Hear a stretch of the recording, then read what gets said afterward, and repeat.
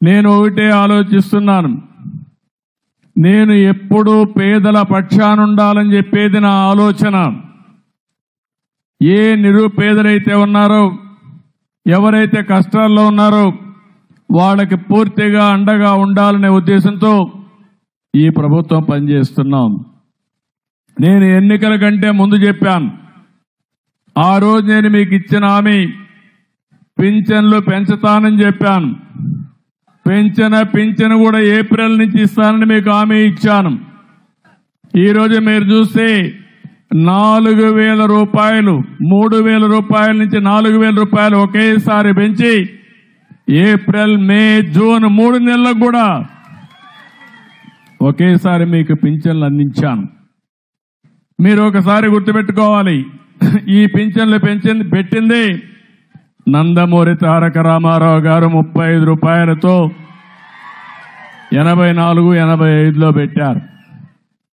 ఆ తర్వాత నేను వచ్చిన తర్వాత దాన్ని 70 రూపాయలు చేశాను. మళ్ళీ నేను ముఖ్యమంత్రి అయిన తర్వాత 2014-15లో 200 నుంచి 2,000 రూపాయలు పెంచింది తెలుగుదేశం ప్రభుత్వం నేను ముఖ్యమంత్రిగా ఉన్నప్పుడు. ఇప్పుడు మళ్ళీ 3,000 నుంచి 4,000 చేశాను. 64 లక్షల మందికి ఇస్తున్నాం.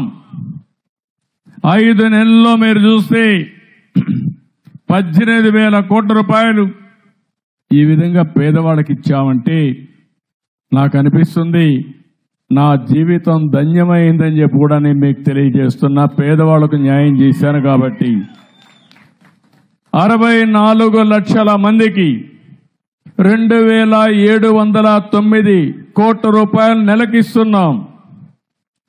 ఇది చూస్తే 33,099 కోట్ల రూపాయలు సంవత్సరానికి ఒక్క పింఛన్ల మీద ఖర్చు పెట్టే ఏకైక ప్రభుత్వం భారతదేశంలో ఎన్డీఏ ప్రభుత్వం, రాష్ట్ర ప్రభుత్వం అని చెప్పి కూడా నేను మీకు తెలియజేస్తున్నా. ఇంకో పక్కన మీరు చూస్తే ఓసారి ఇక్కడ మీరున్నారు, పక్కన కర్ణాటకకి వెళ్తారు. మళ్ళీ ఒక నెల మీరు పింఛన్ తీసుకోకపోతే ఆ పింఛన్ క్యాన్సిల్ అయిపోతుంది. కానీ నేను ఈరోజు ఆలోచించింది, ఒక నెల తీసుకోకపోయినా, 2 నెలలు తీసుకోకపోయినా, 3వ నెలలో 3 నెలల పింఛన్ మీకు ఇచ్చే ఏర్పాటు చేశానని చెప్పి కూడా నేను మీకు తెలియజేస్తున్నాను. దీనిపైన ఈరోజు మీరు చూస్తే దగ్గర 17 కోట్ల రూపాయలు అదనంగా దీనికి ఇచ్చే పరిస్థితికి వచ్చాం.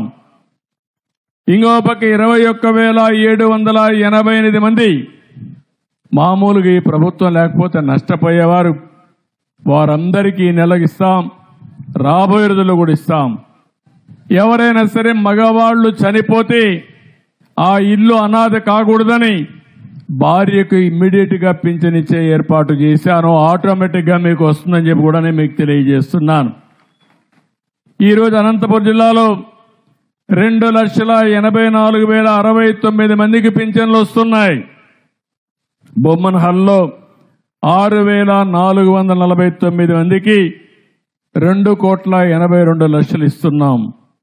నెమకల్గమలో 306 మందికి 13,85,000 నెలకు పింఛన్లు ఇచ్చే పరిస్థితి తీసుకొచ్చాం.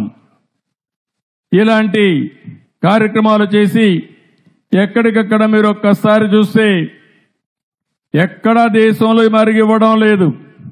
దగ్గర 4,000, 6,000, 10,000, 15,000 రూపాయలు వాళ్ళకుండే సమస్యను బట్టి పేదవాళ్లకు సహాయం చేసే ప్రభుత్వం ఈ ఎన్డీఏ ప్రభుత్వం అని చెప్పి కూడా నేను మీకు తెలియజేస్తున్నా. మీరు ఇక్కడ ఉన్నారు, పక్క రాష్ట్రం కొద్దిగా బార్డర్కి వెళ్తే కర్ణాటక వస్తుంది. మీరందరూ కూడా కన్నడలోనే మాట్లాడుతున్నారు. ఈరోజు మీరు ఒక్కసారి చూసినప్పుడు కర్ణాటకలో 1,200 ఇస్తారు. నేను ఇచ్చేది 4,000 రూపాయలు ప్రారంభమే. పక్కన బార్డర్ దాటితే 1,200. మీకు ఈ వ్యత్యాసం కనపడతా ఉందా లేదా అని మిమ్మల్ని అడుగుతున్నా. ఈరోజు కేరళలో 1,600, ఒరిస్సాలో 700, తెలంగాణలో 2016, మధ్యప్రదేశ్, ఉత్తరప్రదేశ్లో, వెస్ట్ బెంగాల్లో 1000 రూపాయలే. అంటే పేదల పట్ల ఏ విధంగా ఆలోచిస్తున్నాం?